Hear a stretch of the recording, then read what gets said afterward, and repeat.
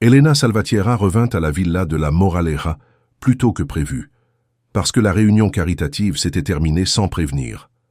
La nuit semblait trop élégante, avec les jardins illuminés, la fontaine en marche et les employés préparant le dîner promis par Javier.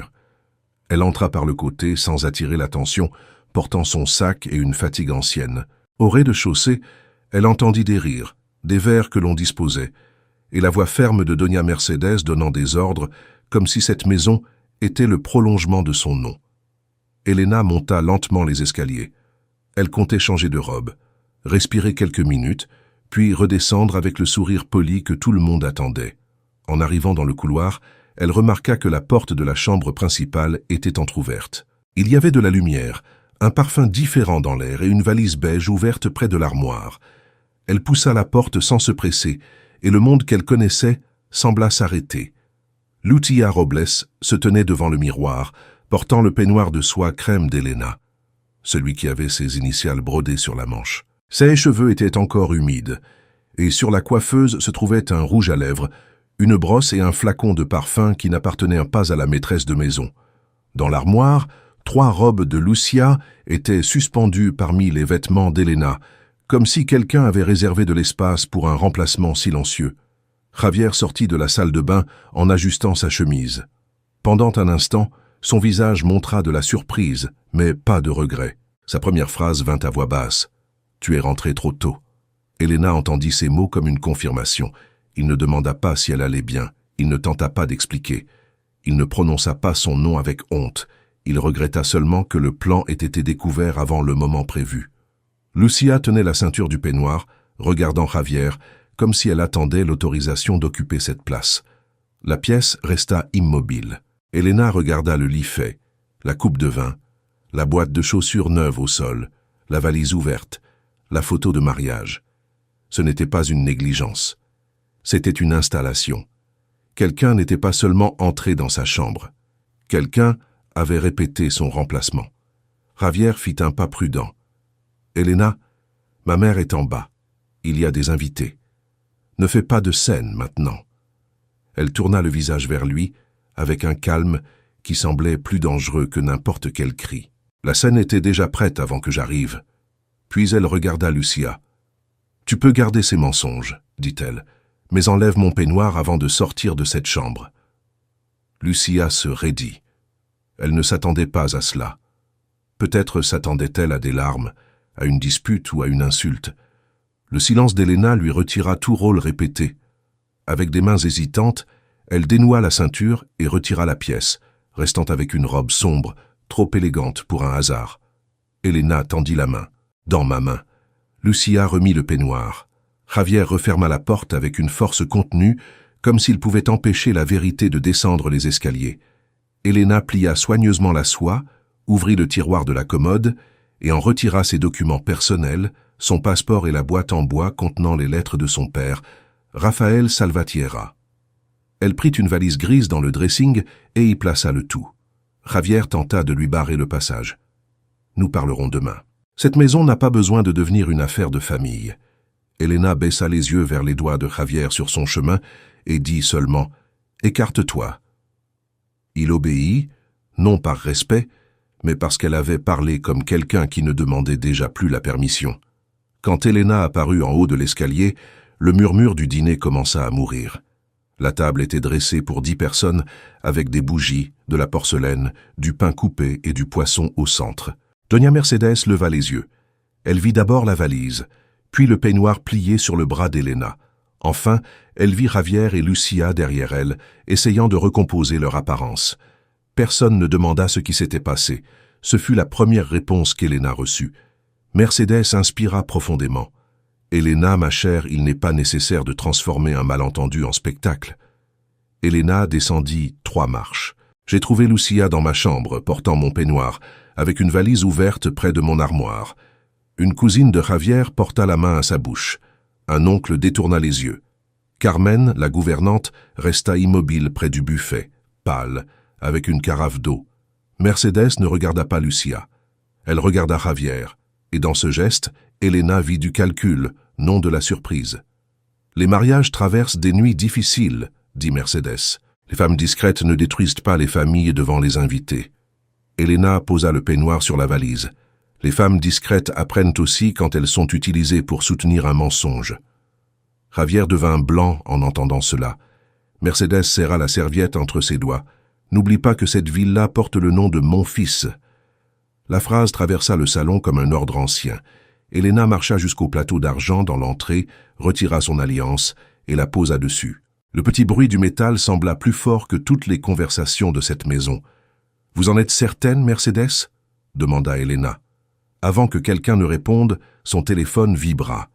C'était un message de Don Alvaro Rivas, l'avocat de son père. « Ne signez rien ce soir. Demain, nous examinerons l'acte de propriété de la villa et l'autorisation de Javier à 9 heures. » Elena lut le message une fois, mais Javier aperçut une partie de l'écran. Son expression changea. La peur apparut avant qu'il puisse la dissimuler. À cet instant, Elena comprit que la scène dans la chambre n'était peut-être que la partie visible de quelque chose de plus grand. Elle ne discuta plus. Elle prit sa valise, passa devant Carmen, qui ouvrit la porte sans dire un mot, et sortit dans la nuit froide. Derrière elle, la maison resta illuminée, pleine de verre et de silence complice.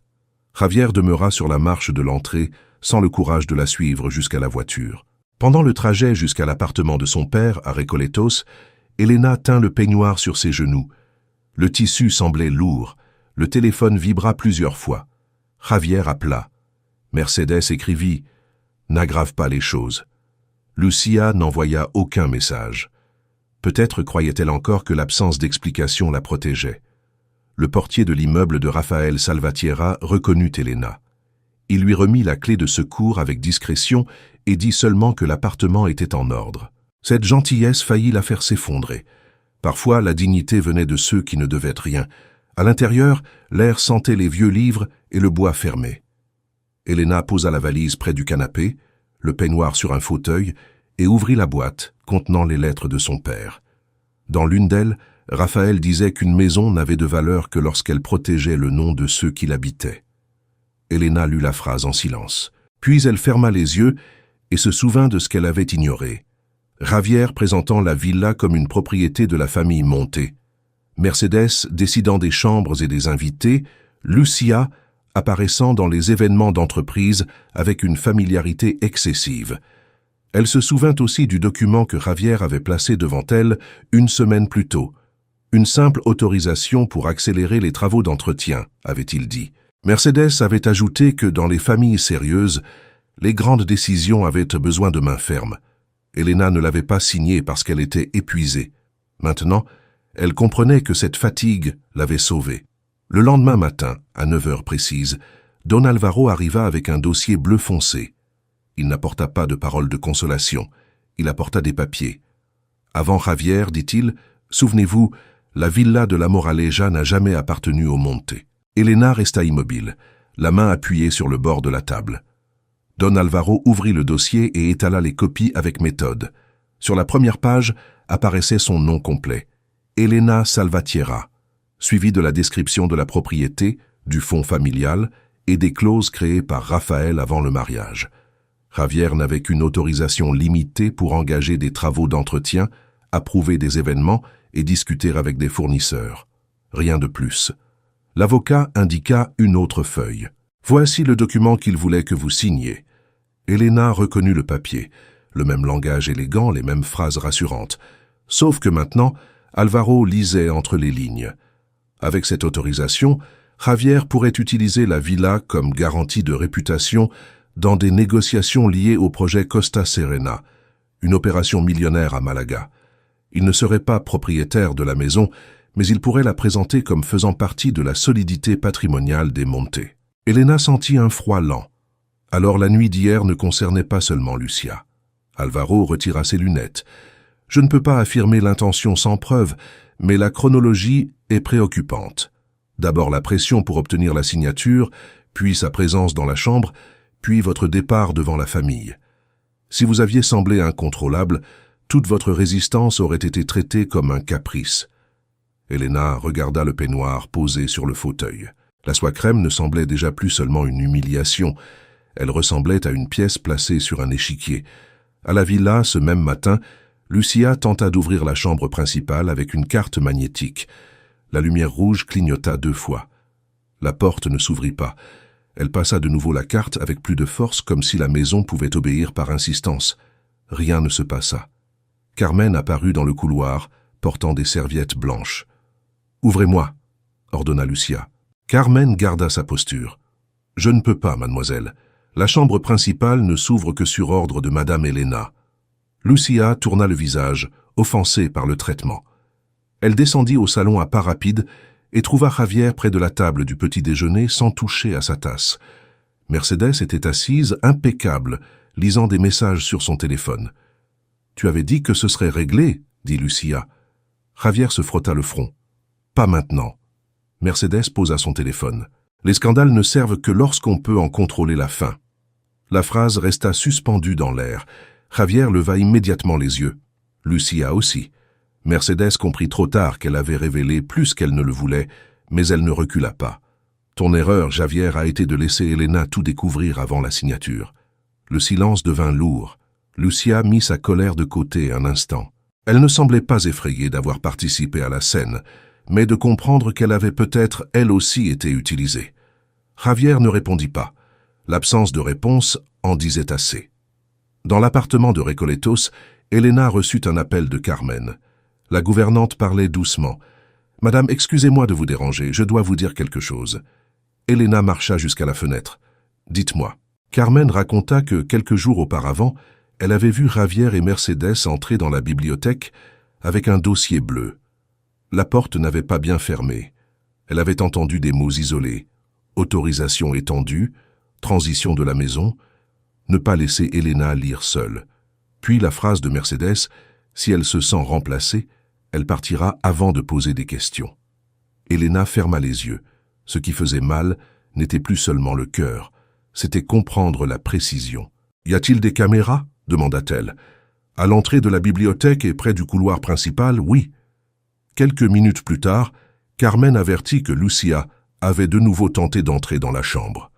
Alvaro écouta tout en silence. Quand Elena raccrocha, il rédigeait déjà une demande formelle pour préserver les images de sécurité, suspendre les codes et bloquer toute autorisation précédente. Alors le téléphone vibra avec un lien. Une page de rumeurs de Madrid avait publié une note sur une épouse de la Moraleja, qui aurait abandonné la maison par jalousie, mettant en danger un grand projet immobilier. Le texte ne disait pas son nom, mais donnait assez d'indices. Entrepreneur, Malaga, famille traditionnelle, résidence élégante.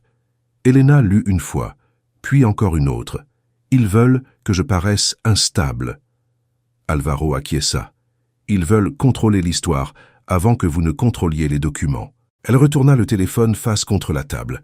« Je ne répondrai pas comme une femme blessée. Je répondrai comme titulaire. » Pendant l'après-midi, Carmen apparut dans l'immeuble sans uniforme, portant un simple manteau gris. Elle tenait un sac en tissu et ses mains tremblaient.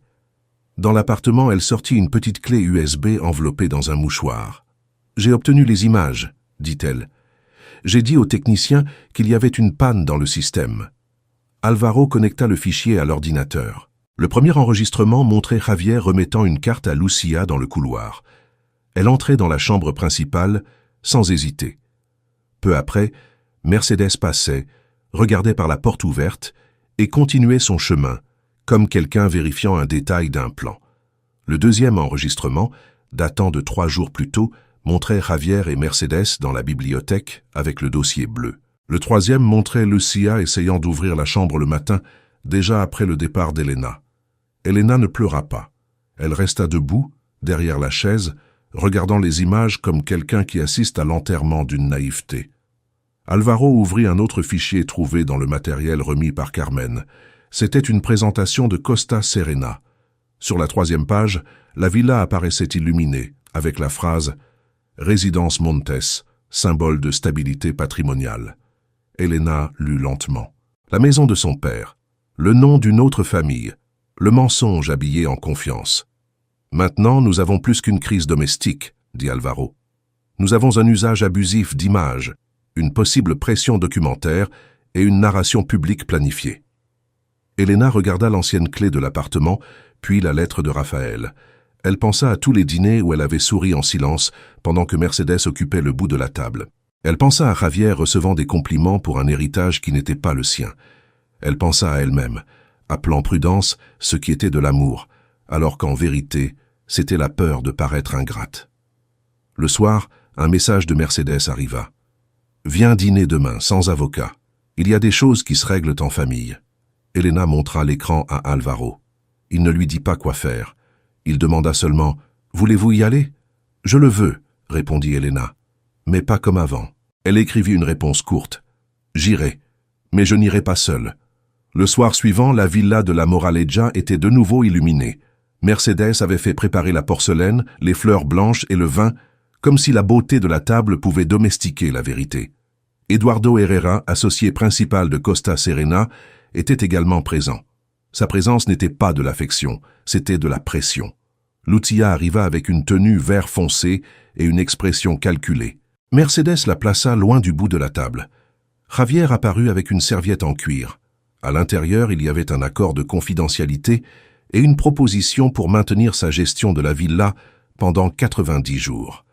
Il appelait cela de la stabilité. Elena appellerait cela une dernière tentative. À 9 heures, Carmen ouvrit la porte. Elena entra en ivoire, les cheveux attachés, sans alliance. À ses côtés se tenait Don Alvaro Rivas, avec le dossier bleu foncé. Mercedes se leva immédiatement. « Elena, nous avions convenu famille. » Elena posa son sac sur le buffet. « Quand on utilise des papiers contre moi, on ne parle plus seulement de famille. » Eduardo observa la scène sans tout comprendre, mais en comprenant assez pour rester attentif. Javier tenta de sourire, s'approchant comme s'il pouvait retrouver sa place de mari devant les autres. Alvaro n'avait pas besoin de venir, dit-il. L'avocat répondit avec sérénité. « Je suis venu parce que Madame Salvatierra a été appelée dans sa propre maison pour discuter de documents qui affectent son patrimoine. Et parce que la vérité mérite aussi une place à table en cette soirée si décisive. » Ils passèrent à la salle à manger. Javier présenta l'accord. Elena refusa d'y toucher. Alvaro montra l'acte de propriété, les images et la présentation de Costa Serena. Eduardo comprit que la villa n'avait jamais appartenu aux Monte et suspendit le projet. Mercedes perdit la voix. Lucia partit avant le dessert, comprenant qu'elle aussi avait été utilisée. Javier demanda le silence, mais Elena récupéra simplement les clés. Des mois plus tard, divorcée, elle transforma la chambre principale en salle de lecture de l'Institut Rafael Salvatierra. En voyant des jeunes entrer librement, elle sourit. Elle n'avait pas vaincu en détruisant quelqu'un. Elle avait vaincu en recommençant à s'appartenir à elle-même, sans jamais demander la permission à personne.